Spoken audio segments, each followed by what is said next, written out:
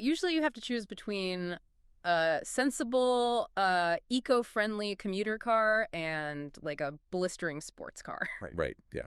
It's usually one or the other. But today, welcome to this deep dive, because we are unpacking the Volvo EX30 for you, and it kind of claims to be both. It really does. Yeah, we're blending official design specs with this really gritty 3,000-mile real-world review.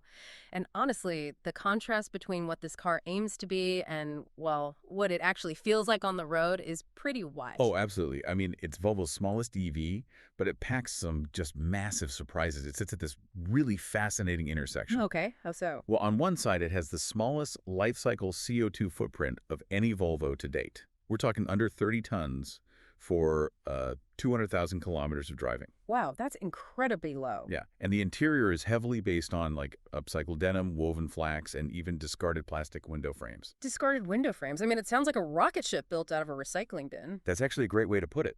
Because usually, that level of sustainability implies some sort of compromise under the hood.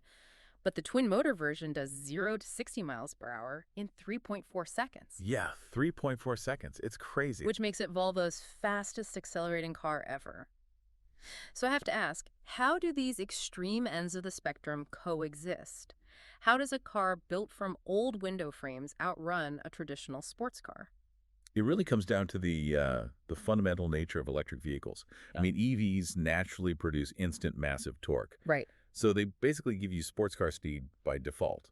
And since Volvo didn't have to spend billions in R&D on, developing a complex combustion engine to get that speed. Oh, they could just redirect the budget. Exactly. They put all that money into pioneering those expensive, highly sustainable interior materials instead. Okay, so the speed is almost like a byproduct of the electric architecture. Yeah, pretty much. Which frees them up to focus on the ecological footprint. This seems like the whole engineering philosophy was, do more with less. But did that same extreme minimalism make its way into the cabin? It definitely did. And that's where the 3,000-mile road test gets, well, really interesting. Because I'm looking at the photos and it looks remarkably bare in there. Yeah, they went with a single 12.3-inch central screen powered by Google. It really mimics the early Teslas.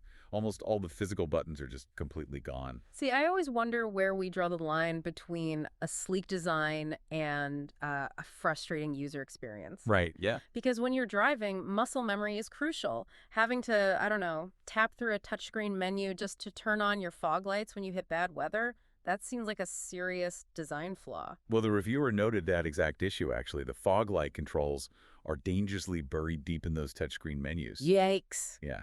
Add in some glitchy Apple CarPlay connections, and the minimalism starts to feel less like a cool feature and more like a liability. And if the software is acting up, just getting into the car sounds like a chore. I read about the standard key fob. Oh, the plastic cube. Yeah, it's essentially a buttonless plastic cube. What is the deal with that? Well, the real-world testing showed it to be incredibly unresponsive.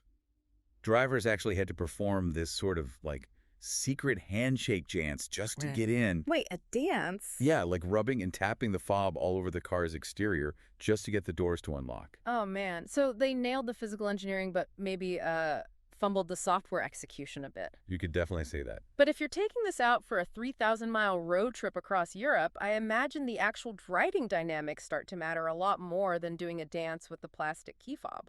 And that is exactly where the EX30 redeems itself. Out on the road, it truly shines. Okay, that's good to hear. Yeah, for example, the cross-country trim has this raised ride height. It perfectly handles pothole-ridden country lanes.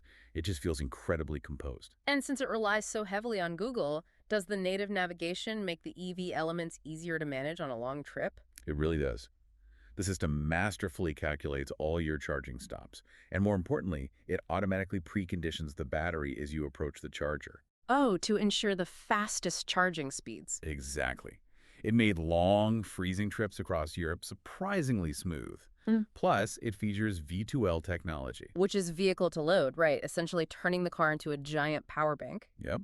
You can plug in your e-bikes or run camping gear right from the car while you're out in the wild. Oh. It is an incredibly capable machine once you actually get it driving.